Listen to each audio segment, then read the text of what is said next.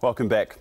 Commentators seem to be agreeing that Republican candidate Mitt Romney won the first round of the US presidential debate. He was dubbed the underdog going in, but Romney put forward a polished performance and got in a few blows as well. I don't want to cost jobs. My priority is jobs. Look, I've been in business for 25 years. I have no idea what you're talking about.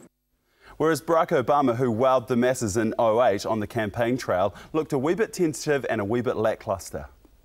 Let's pay providers on the basis of performance as opposed to on the basis of how many procedures they've engaged in. 2 minutes is up, sir. No, I think I had 5 seconds before you interrupted me. There you have it. Robert Patman is a professor in international relations at Otago University, and he's with us now to analyse the key moments. Robert, do you agree? Did Romney win this one?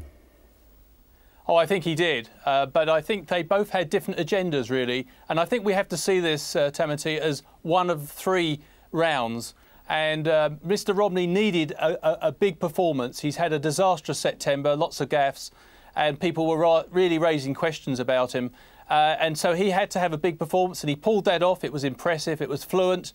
It was quite aggressive, but it was polite and respectful. I think Mr. Obama had a different agenda. He knows he's ahead in the polls, or he was up to this moment, and he wanted to be liked. He didn't want to do anything that sometimes his advisors worried that he would come across as a sort of haughty know-it-all. And just like Al Gore had that experience when he was contesting against George W. Bush in their first debate in 2000, and he wanted to avoid that. So I think we're going to see quite a different sort of dynamic the second time round, but there's no doubt about it. We shouldn't take anything away from Mr. Romney. He showed that he was a skilled debater. He went on the offence, but, you know, to use a sporting analogy, you're only as good as your opponent allows you to be. And I think Mr. Obama seemed quite subdued and tired. And I don't think he really, it wasn't really his night. Jobs and taxes were a big part of that debate, and so that the viewers at home know, have a look at this.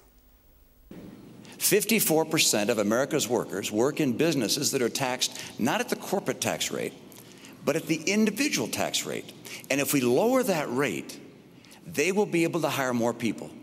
For me, this is about jobs. Right. This is about getting jobs for the American people. Yeah. But under Governor Romney's definition, there are a whole bunch of millionaires and billionaires who are small businesses. Donald Trump is a small business. And I know Donald Trump doesn't like to think of himself as small anything, but that's how you define small businesses if you're getting business income. And that kind of approach, I believe, will not grow our economy. Robert, do you think that kind of talk would have won Barack Obama any points? No, it was a bit flat, wasn't it? But I couldn't help feeling that in the second debate, Mr. Obama will be much sharper. Mr. Romney was actually living quite dangerously yesterday.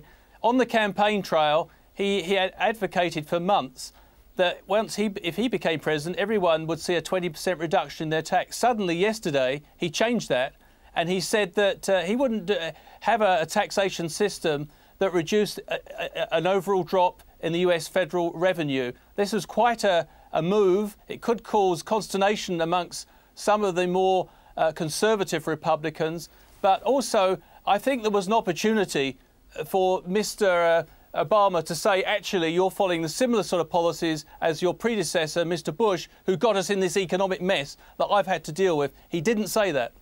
What's the wider reaction been from everybody else in America? How's this gone down? Well, I think those who are already committed, either for Republicans or Democrats, it won't necessarily change them. I think many people who are non-committed, and that's the vote they're really after, both of them, will be quite impressed by Mr. Romney's fluent performance. So I think he's done himself a power of good. All right. Thank you for that this morning. Thorough analysis. Professor of International Relations, University of Otago, Dr. Robert Patman. OK, just ahead, we'll